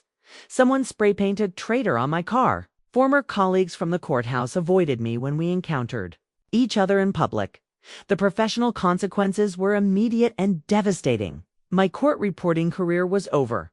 No judge would hire someone known for secretly recording judicial communications, regardless of the circumstances. The state court administrators blacklisted me from all courthouse positions. A professional association I belonged to for 12 years expelled me for violations of confidentiality and professional ethics. Agent Morgan assured me that federal witness protection included job placement assistance and financial support during the transition to a new career. But the reality was stark. I was starting over at 38 with no transferable skills and a reputation that made me unemployable in my chosen profession. The arrest warrants represented more than law enforcement action. They represented the moment when I officially became a pariah in the legal community that had been my professional home for 12 years. The documents that gave federal agents the power to arrest corrupt judges also marked the end of my old life and the uncertain beginning of whatever came next. As I watched the evening news coverage of the arrests, surrounded by FBI agents in a safe house miles from my apartment, I felt simultaneously vindicated and terrified. The corruption network was destroyed, the victims would have their day in court, and justice was finally being served. But I was now a woman without a career, without a community, without the comfortable anonymity that had defined my adult life. The price of justice was higher than I'd anticipated. But watching Judge Harrison's mugshot on the television screen, I knew it was a price worth paying. The warrants had done their work. Okay, now came the hard part, rebuilding my life from the ashes of the old one. The whistleblower protection order arrived by federal courier on a Tuesday morning. It's an official document that felt both like a shield and a reminder of how much danger I'd placed myself in by choosing justice over silence.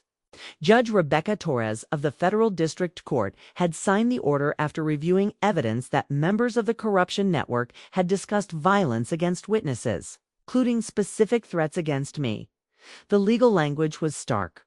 The court finds credible evidence that the defendant network poses a continuing threat to the safety and welfare of witness Candis Kimberley, and hereby orders federal protection protocols to remain in effect pending completion of all related teens. Prosecutions. Living under federal protection was surreal agents checking my apartment for surveillance devices, monitoring my phone calls, escorting me to necessary appointments. My normal life had vanished completely, replaced by a carefully controlled existence designed to keep me alive until I could testify at trial. The professional backlash was swift and merciless. The State Court Reporters Association held an emergency meeting to discuss my unprecedented breach of professional ethics. Their statement, released to the media, condemned my actions as a betrayal of the confidential relationship between court personnel and judicial officers. That undermines the integrity of legal proceedings. My former colleagues were divided, but largely hostile. Mrs. Patterson gave an interview to the local newspaper, describing me as a vindictive employee who violated sacred trusts for personal gain. Other court reporters I'd worked with for years refused to speak to me, treating me like a carrier of some contagious disease that might contaminate their own careers. But there were unexpected sources of support. Sarah Chen organized a legal defense fund to help with my living expenses during the transition period. Victim advocacy groups praised my courage in exposing systematic abuse of vulnerable populations. Civil rights organizations invited me to speak about corruption in the judicial system. The hate mail was balanced by letters of gratitude from families who'd lost their homes to corrupt, eminent domain proceedings. Mrs. Martinez wrote, "Dear Miss Kimberley, you gave us something we thought we'd lost forever. Hope that someone in the system cared about right and wrong more than career advancement." Finding employment was nearly impossible. Court reporting was obviously out of the question, but other administrative positions were equally problematic. Background checks revealed my role in the corruption investigation, leading to polite rejections from law firms, government agencies, and corporate offices that didn't want to associate with someone known for betraying employer confidentiality. The FBI's job placement assistance included retraining programs and financial support.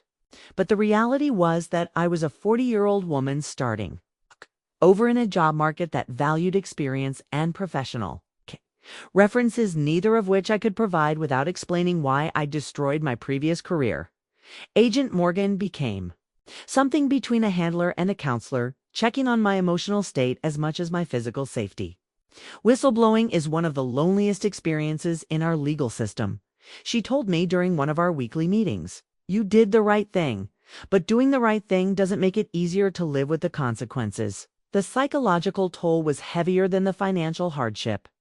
I'd spent 12 years building an identity as a respected professional, someone who took pride in accuracy, discretion, and reliability. Now I was known as the court reporter who'd secretly recorded her judge, who'd violated confidentiality agreements, who'd chosen personal conscience over professional loyalty.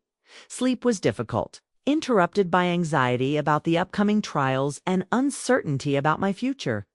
I'd moved twice since the arrests, each time to a new apartment in a different part of the city, trying to establish some semblance of normal life while living under the constant awareness that people connected to the corruption network might still want revenge.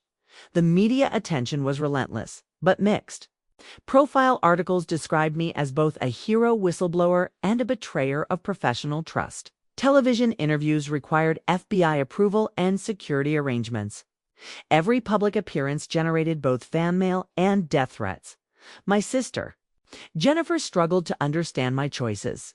"Candis, I'm proud of what you did, but I'm also terrified for you. Is exposing this corruption worth destroying your entire life?"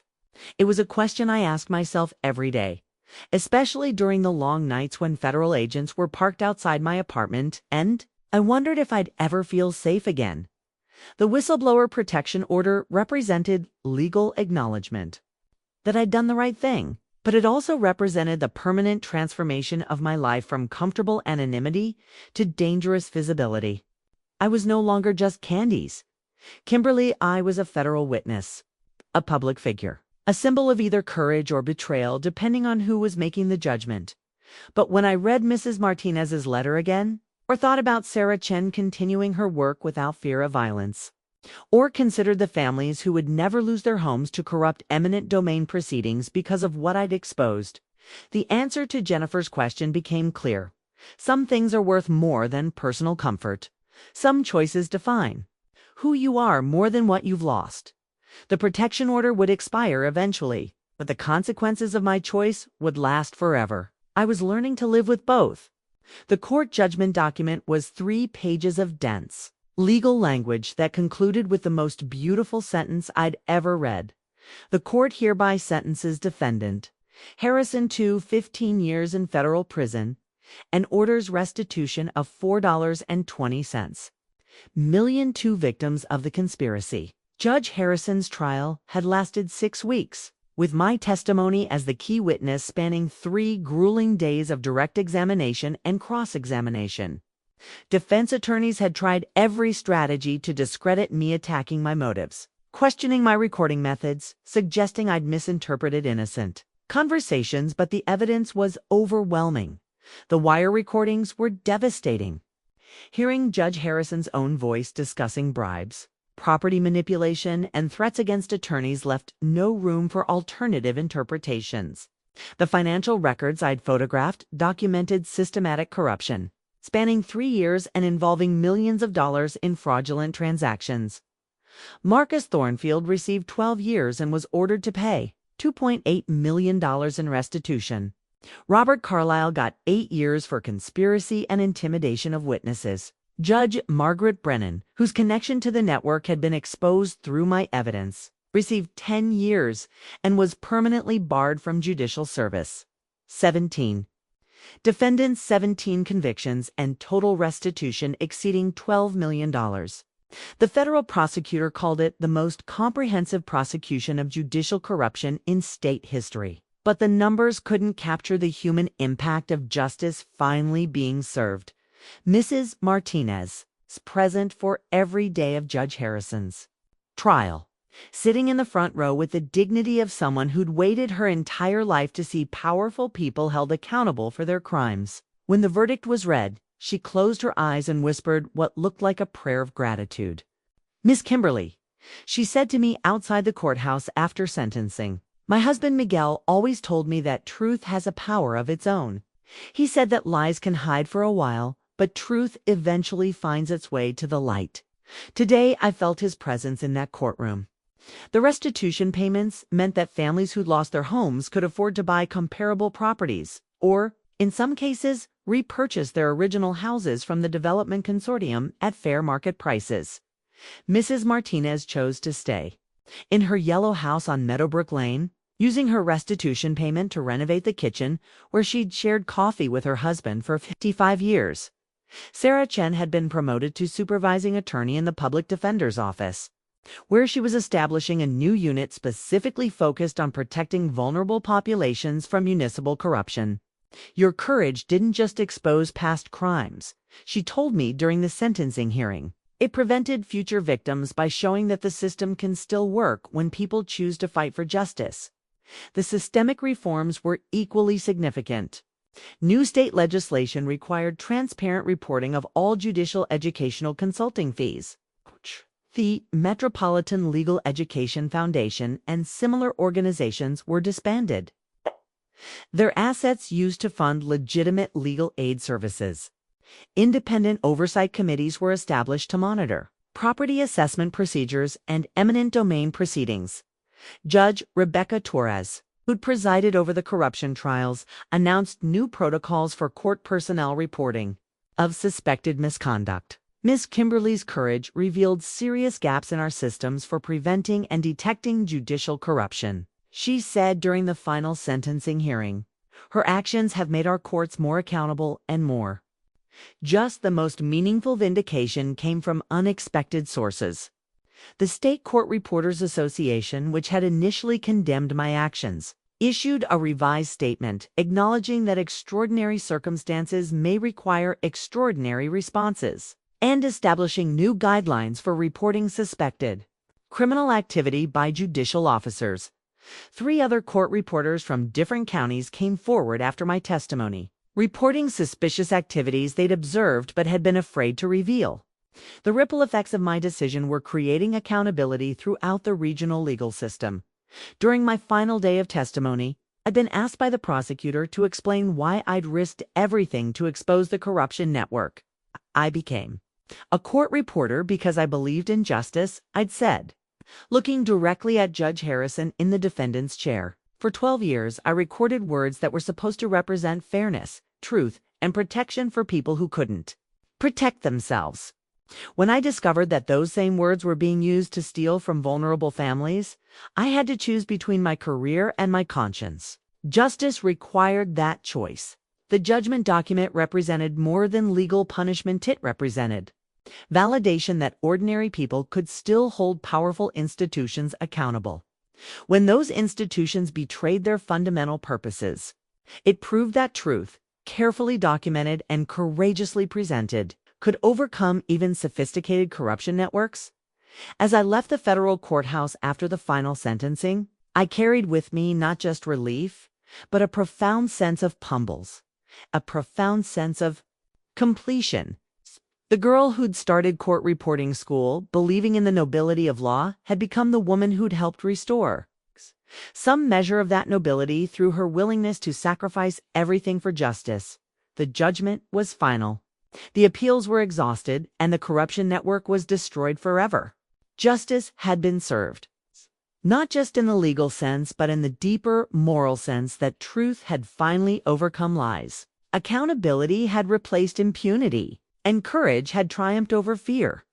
Mrs. Dorothy Walsh would never see the vindication, but her impact statement had helped inspire the investigation that brought down her oppressors. In that sense, her voice had finally been heard by those with the power to ensure that justice was more than just an ideal inscribed on courthouse walls. The job offer letter from the Federal Bureau of Investigation arrived on a Thursday morning. Crisp white letterhead bearing the official seal that had once intimidated me and now represented the possibility of a meaningful second chapter to my career. Special Agent Training Program Experienced Professional track was printed across the top, followed by details about a 16-week program designed for individuals with specialized skills who wanted to transition into federal law enforcement. Your experience as a confidential informant and your demonstrated courage in exposing corruption make you an ideal candidate for our public corruption unit, Agent Morgan had explained when she'd first suggested I apply. The Bureau needs people who understand how criminal networks operate within legitimate institutions. At 39, I was older than most FBI Academy candidates, but my experience was exactly what they valued. I understood courthouse protocols, legal procedures, and the subtle signs of institutional corruption that might escape agents without my background. My stenographic skills translated perfectly to investigative work requiring detailed documentation and precise record keeping. The training would be demanding physical fitness requirements. firearms proficiency, legal studies, investigative techniques, but for the first time in months, I felt excited about my professional future rather than anxious about survival. My apartment had returned to something resembling normal life. The federal protection detail had been lifted 6 months after the final sentencing, when intelligence indicated that remaining network associates had either been arrested or fled the jurisdiction. I could walk to the grocery store without checking for surveillance, answer my phone without fear, sleep through the night without worrying about retaliation. The financial situation had stabilized through a combination of restitution payments, FBI consulting fees, and speaking honoraria from legal ethics conferences where I'd been invited to discuss whistleblowing and judicial accountability. The State Victim Compensation Fund had designated me as a victim of criminal conspiracy, providing additional financial support during my career transition. But the most meaningful changes were personal rather than professional. My relationship with Jennifer had deepened through the crisis. She'd moved closer to my new apartment, and we developed rituals: Sunday dinners, weekly phone calls, shared babysitting duties with Emma that had been missing during the years when I'd been consumed by career focus. Emma, now 7, was fascinated by her Aunt Candis, who caught the bad guys and wanted to be either an FBI agent or a superhero when she grew up. You showed her that regular people can fight injustice. Jennifer told me during one of our Sunday dinners, "That's the most valuable lesson any child can learn." Mrs. Martinez had become an unexpected friend and mentor. We met monthly for coffee at a cafe near her Meadowbrook home, where she'd share stories about her late husband Miguel and the neighborhood's recovery from the development threat.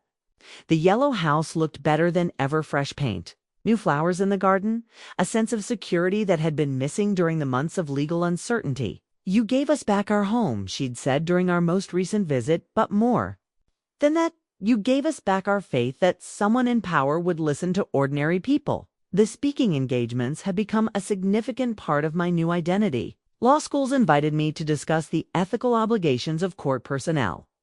Government agencies wanted presentations about detecting and reporting institutional corruption. Civic organizations asked me to speak about the personal cost and moral necessity of whistleblowing.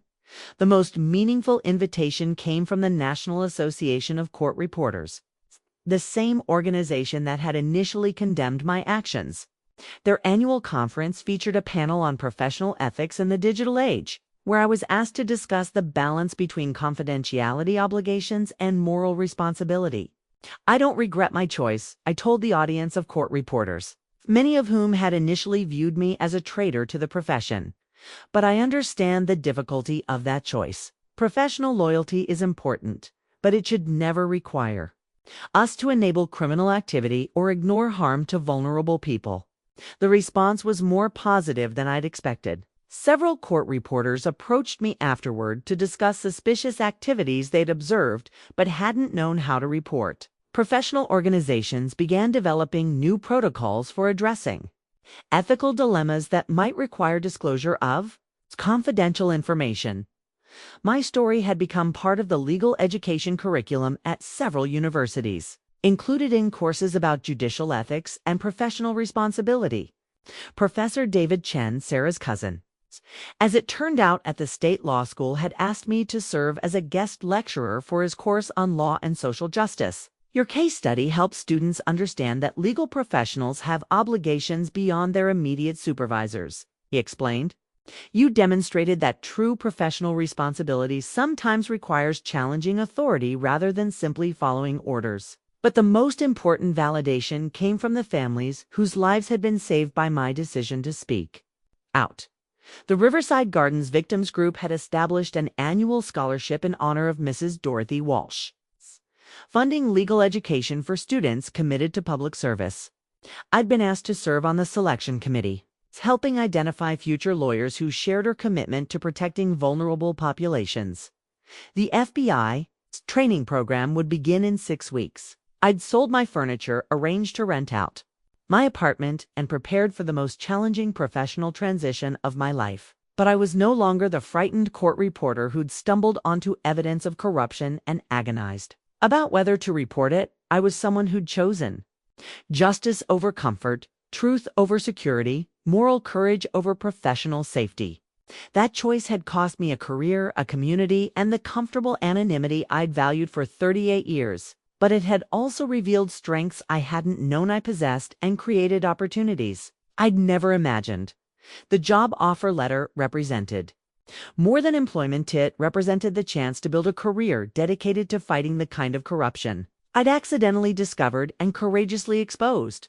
It represented the possibility that my painful transition from court reporter to whistleblower to federal agent could help other victims find justice and hold other corrupt officials accountable. As I signed the acceptance letter and prepared it for mailing, I thought about Mrs. Walsh's impact statement, about Mrs. Martinez's yellow house, about Sarah Chen's continued fight for vulnerable families, about Emma's belief that regular people could be heroes. Sometimes the most important testimony comes from those who were never meant to speak, but when they find their voice and choose to use it, they can change not just their own lives but the entire system that once silenced them. My voice had been found, my choice had been made, and my new beginning was about to start.